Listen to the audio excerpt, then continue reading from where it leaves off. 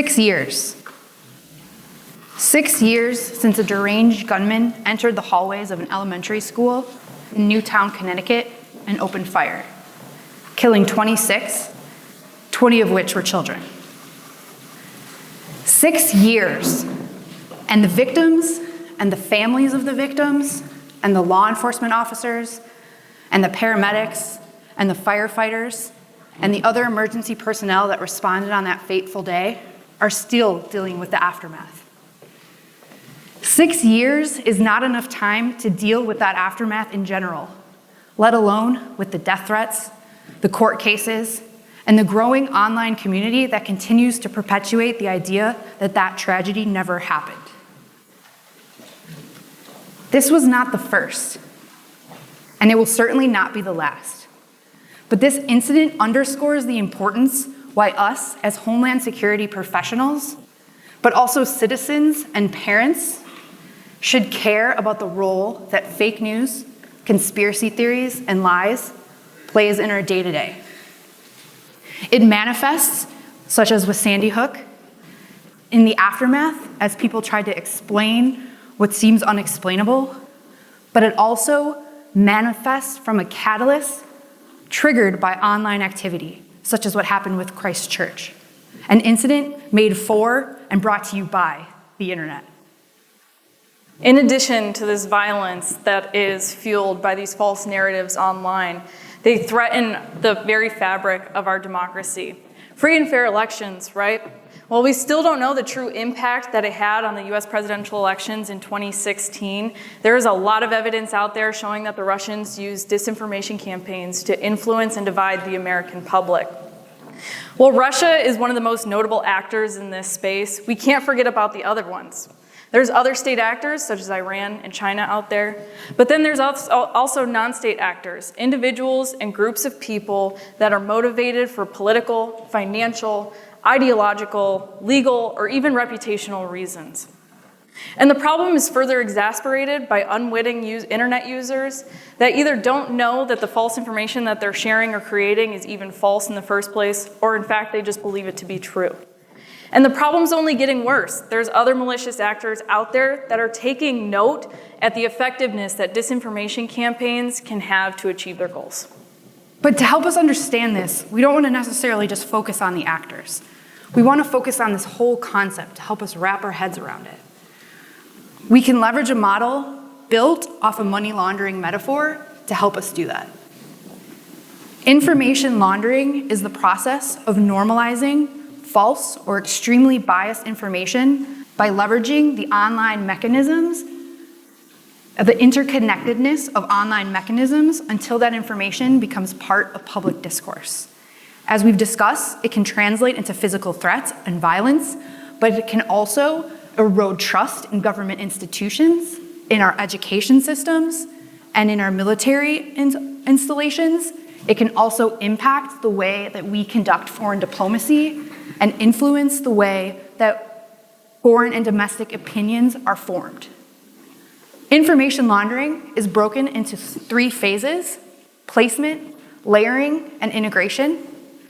Within layering, there are 3 subcomponents: enablers, accelerators, and amplifiers. While you certainly don't need accelerators and amplifiers for an information laundering campaign to be successful, they help spread information faster and farther. In the placement phase, we think about how the content and design of a message will impact its apparent truthfulness, and also how we can make it spread and increase the virality of it online. Bad actors leverage our existing cognitive biases, persuasion techniques, and the already existing human nature of socialness in order to spread these narratives, which we refer to as counterfeit narratives, faster, farther, and more frequently. The counterfeit narrative during the layering phase is then introduced into the online internet ecosystem through one or more enablers. It goes beyond social networking platforms. It starts with search engines. It can be done through news and research sites. It can be done through blogs and discussion forums, or from the traditional social media platforms that we talk about today. All of these enablers are interconnected in an online ecosystem, and it's through that interconnectedness and the passing of the counterfeit narrative across them that serves as a legitimizing factor as that illegitimate content is passed and shared and legitimized amongst those different enablers. On top of that, accelerators, online actors, or mechanisms used to spread information faster, such as trolls, cyborgs, bots, micro-targeting, help spread that content even further than if you had just leveraged the interconnectedness alone. On top of that, second-party actors, referred to as amplifiers, can take advantage of existing information laundering campaigns and continue to sow that discord, either for financial or ideological purposes. Finally, the counterfeit narrative enters the integration phase, and we lose track of the original source and context of the message, and we start talking about it in our day-to-day lives as if it's something we should always have been talking about. So this process is pretty complex. So we just want to take a second. We want to highlight and unpack some of the tactics and mechanisms that Sam was talking about that malicious actors will use throughout the information laundering process. The first one, and probably one of the most common ones that you hear when you're talking about disinformation, is the use of bots.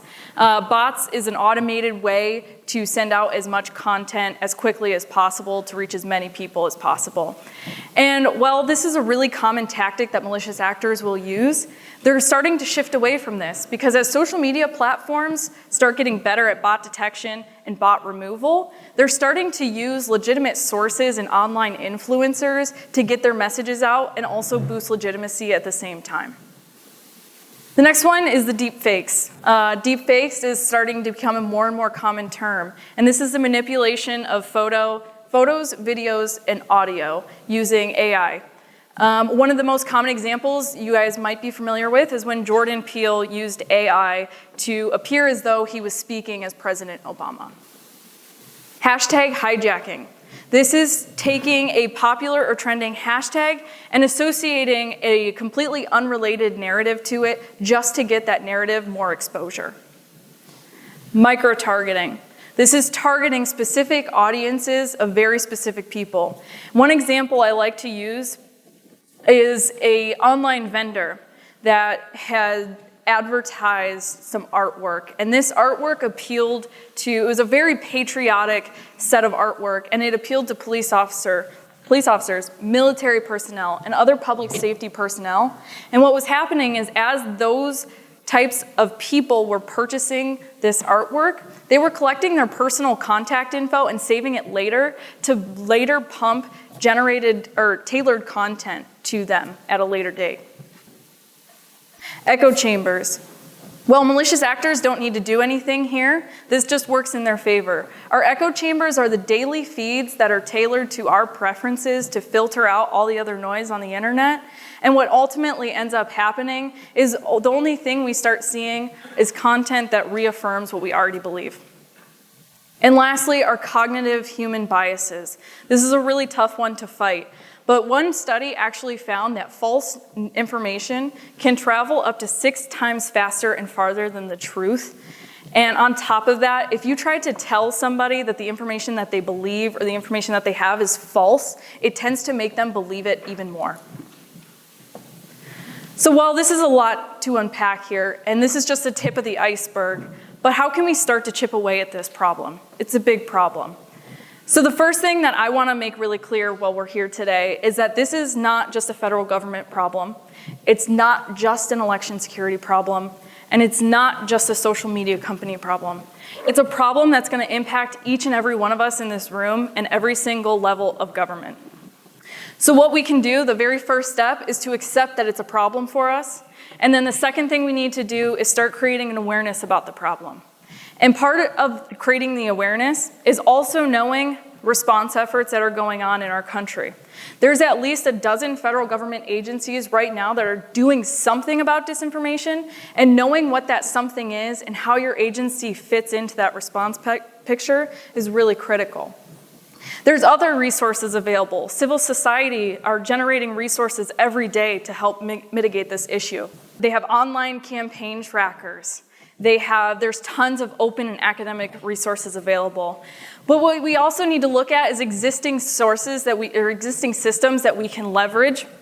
And these systems that I'm talking about in the Fusion Center world, I like to use the Homeland Security Information Network as an example for real-time information sharing. So what systems already exist can we use to repurpose for mitigating this issue? Then we also need to look internationally as well. The EU is a really good example to look at. So they've been targeted by disinformation campaigns a lot longer than the 2016 presidential elections. And as a result, their top leadership, they recognize this as a problem for their member states, and that set into motion the creation of a formal action plan around 2015. And since then, that action plan has been growing and evolving ever since.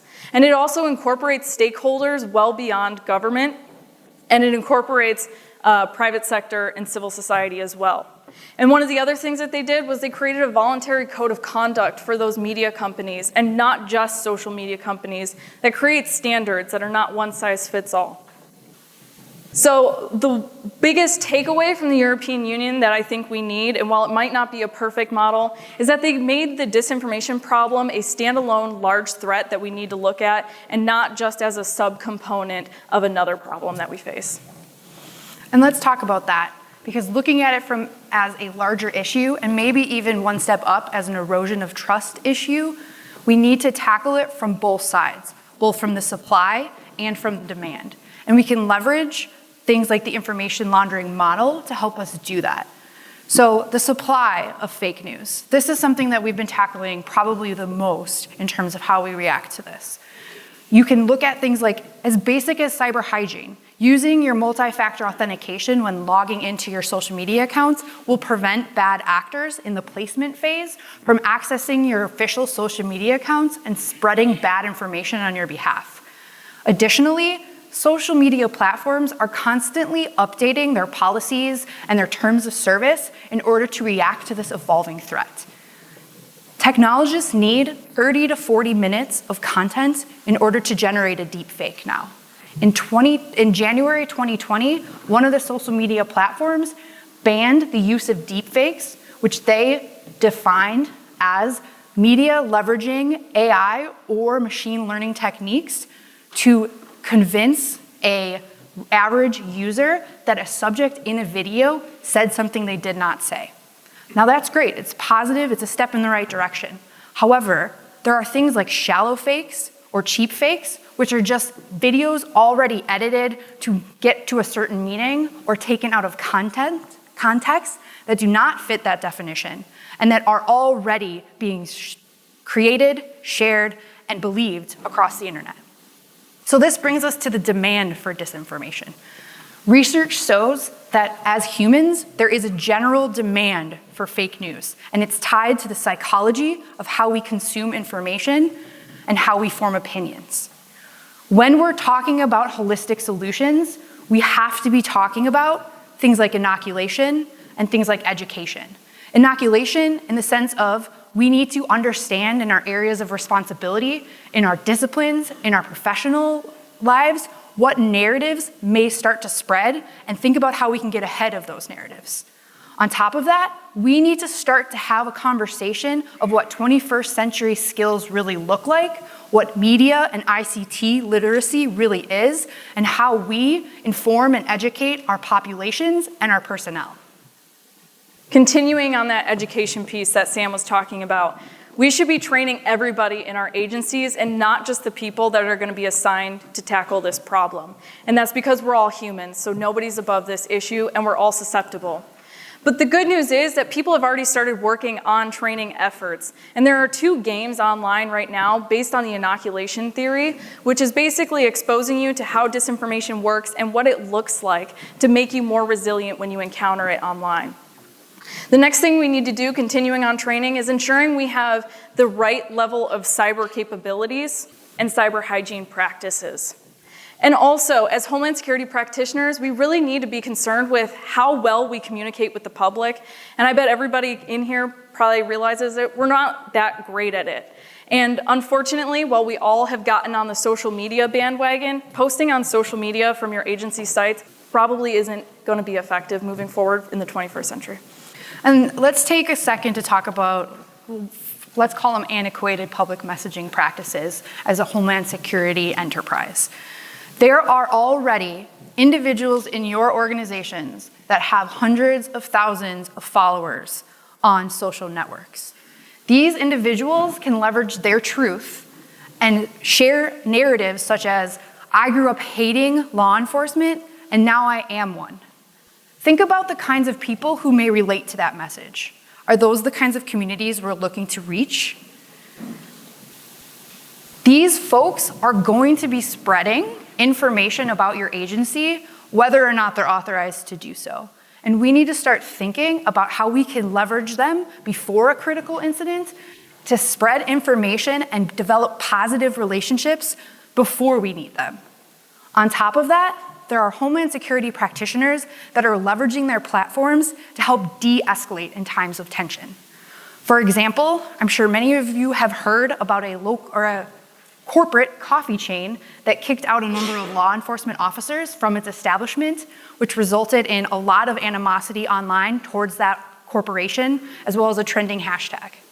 One of the individuals in our law enforcement and Homeland Security community decided to leverage his platform to address that issue, and rather than fanning the fire, he instead used that opportunity to suggest that just in law enforcement, we do not benefit when one officer's actions is generalized to an entire community. Perhaps we should leverage that same consideration and prevent one employee's actions from being translated to an entire corporation. So rather than fanning the flames of what was arguably a pro-law enforcement narrative, he chose to take that as a teaching moment and talk about how one person's action do not constitute the whole. And we need to think about this because it is these influencers that may actually be the pathways to our new form of institutional legitimacy. Legitimacy through these influencers, both human and imperfect, and the folks that work at these institutions rather than the institutions themselves. So as I mentioned earlier, we're all human in this room, so that means we're all susceptible to the disinformation challenges online. And that also means that none of us in here are above the problem. So I want to challenge each and every one of you in here, go back to your agencies and start the conversation.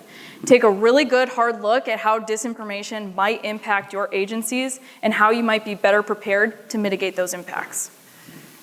Returning to Sandy Hook and Christchurch, let's think about not only the children who died, but also those that look up to us every single day, the ones who survive. In a world filled with fake news, conspiracy theories, and lies propagated by bad actors, nation states, and bots, this is not something we're going to solve alone, but we can certainly set an example. We should hold ourselves to a higher standard and start to plant the seeds that will become the solutions and grow into the solutions of tomorrow. Thank you.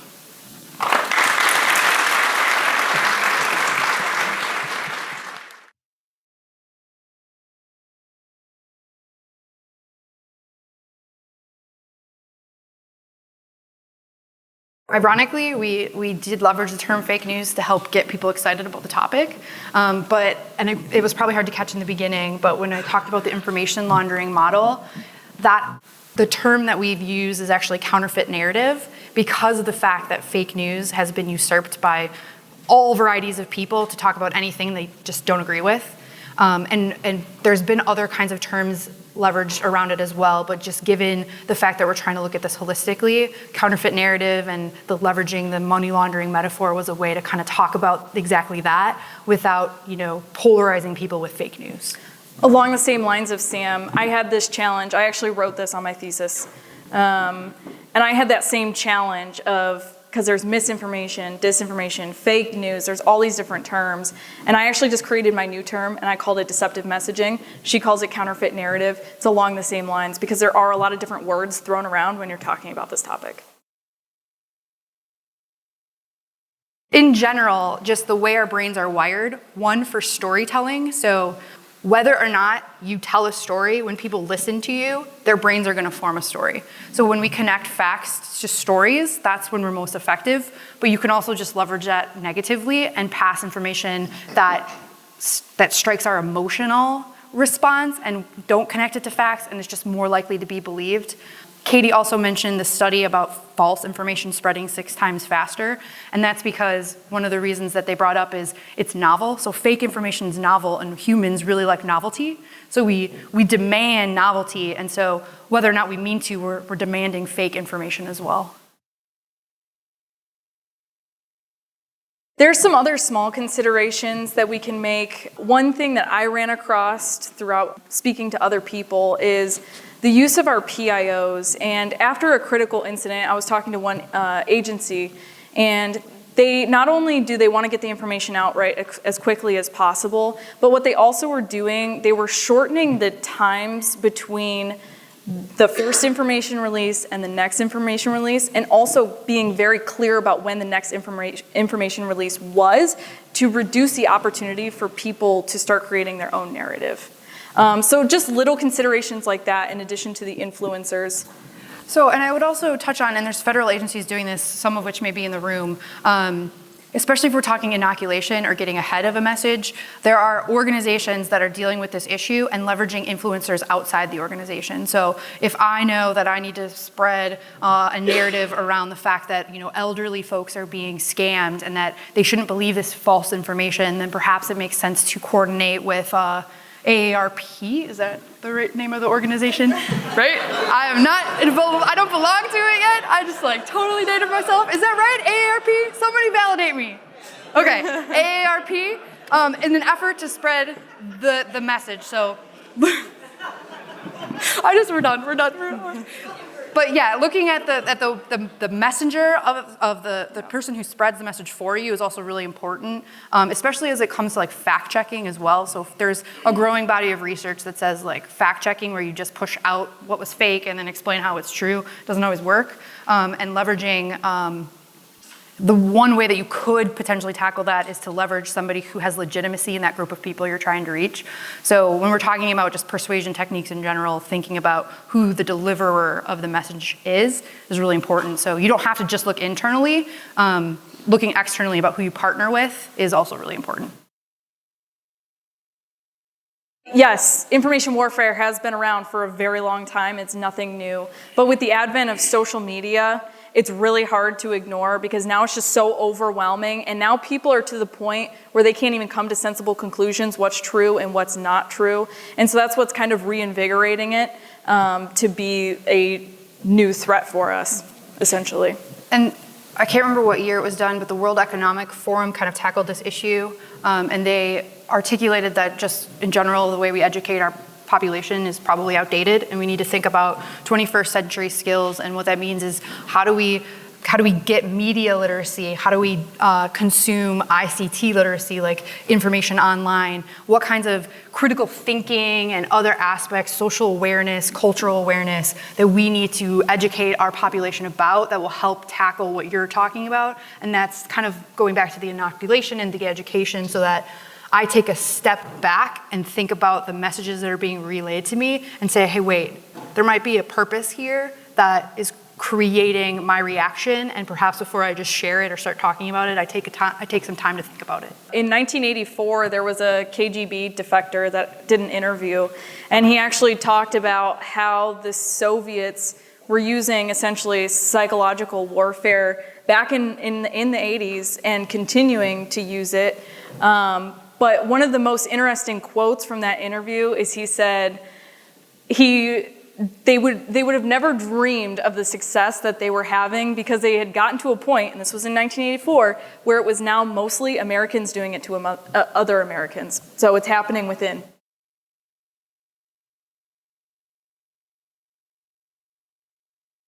Once disinformation or a campaign has taken place, it's really difficult to reverse. So I think with disinformation, inoculation, and building resilience before those seeds can take place is really critical. Yeah, I would use the typical law enforcement answer of it depends. And thinking about what, in with this circumstances, what is the potential implications of that message? Should people believe it? What is it worth, trying to get against it? And certainly, if you bring certain information laundering campaigns to light, you're putting fuel on the fire, and just it's not a yes, black and white, yes or no answer. I think it depends.